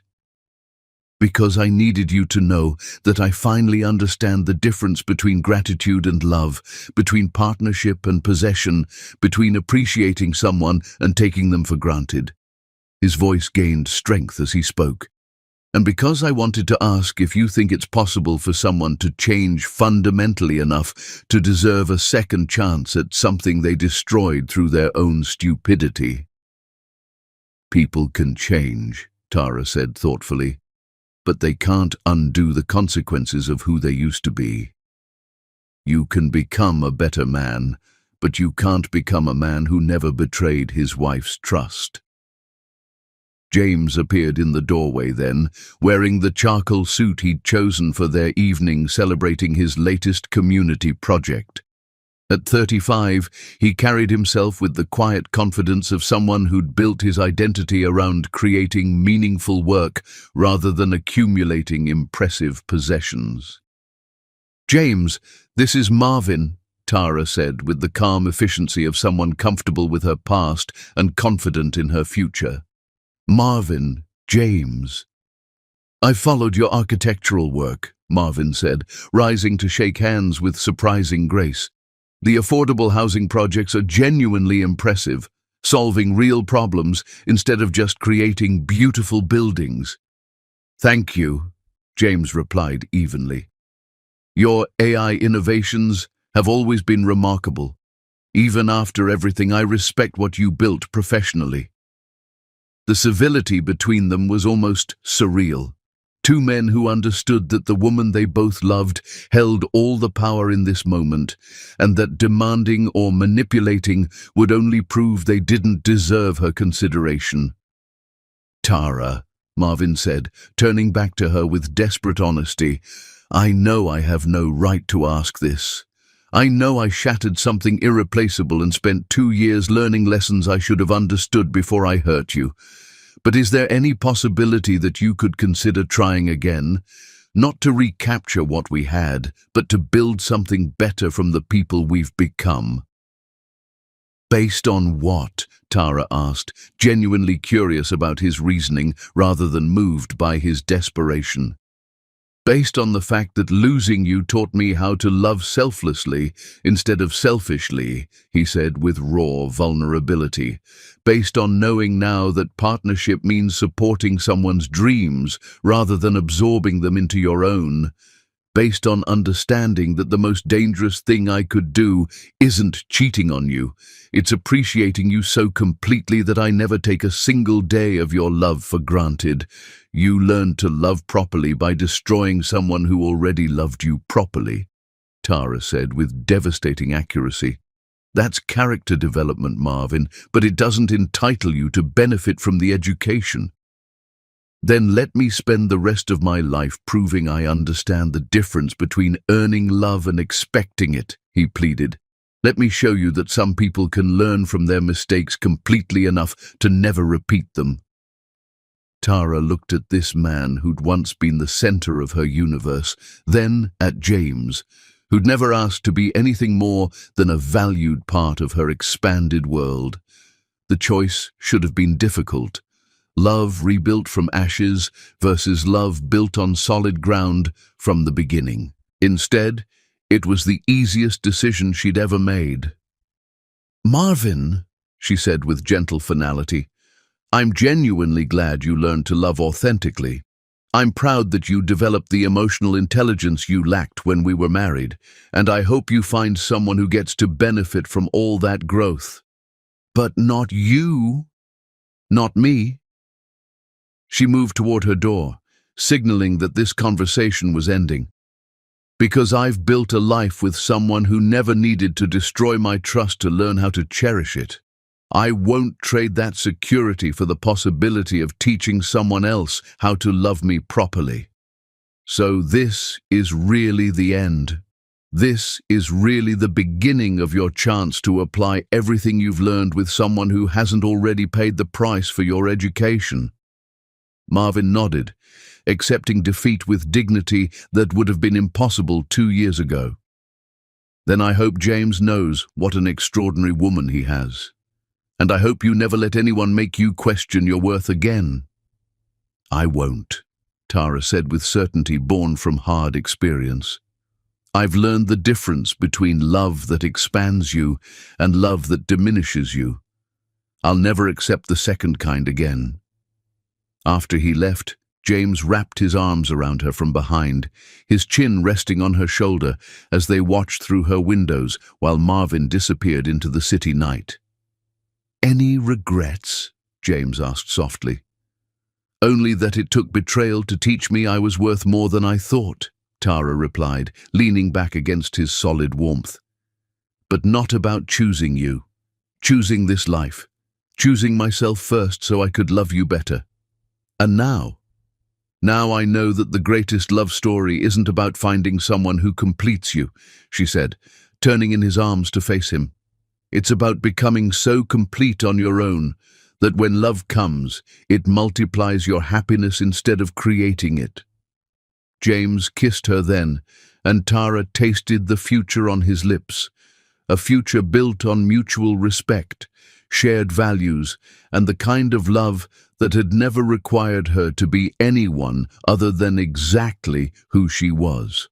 Outside, Marvin drove through Manhattan in his modest car, finally understanding that some mistakes cost everything and that the price of wisdom is sometimes losing what you could have cherished if you'd been wise enough to recognize its value from the beginning.